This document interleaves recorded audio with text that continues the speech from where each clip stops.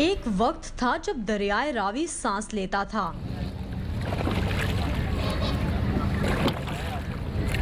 मलाहों के चप्पू पानी से बातें करते थे।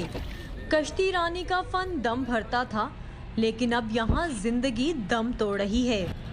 जब तक दरिया में पानी था तो हमारा बहुत अच्छी गुज़र-औक़ात थी, लेकिन पानी ना होने की वजह से हमारा कारोबार बिल्कुल तबाह हो चुका है। जो इंडिया से हमें पानी आता है, जो कश्मीर से ज़िला पठानकोट से आता है हमारा रावी, ये उसका पानी इसमें 1% भी शामिल नहीं होता। पिछले 25 से 30 साल में इंडिया ने तकरीबन ये पानी हमारा दरिया रावी का जो है ना, वो बिल्कुल बंद कर दिया हुआ है।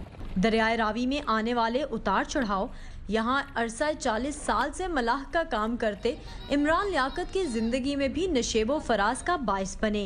ये तो भला हो मौसम बरसात का, जो साल के 10 महीने खाली रहने वाले दरियाए रावी की गोद पानी से भर जाता है।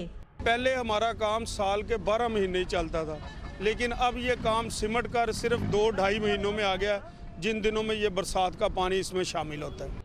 लाहौर किनारे लगने वाले दरिया के साथ अपनों ने भी गैरों सा बर्ताव किया। बरसाती पानी के साथ घरेलू और सनती फुजला भी दरिया के दामन में गिरता है। शहर के 14 नालों के जरिए आने वाला कूड़ा करकट भी इसी दरिया की नज़र होता है।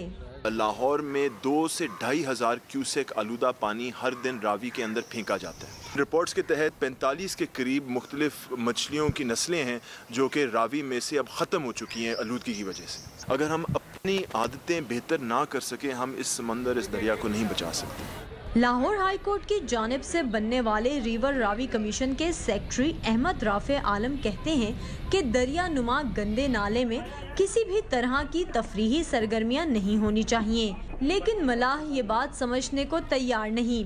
उनके नज़दीक तो कश्ती रानी एक फ़न है जो उन्होंने अपने बड़ों से सीखा और इसी से उनके 20 से 25 घराने आबाद हैं, लेकिन अब वो फिक्रमंद हैं कि ये फ़न आगे मुंतकिल नहीं हो पा रहा।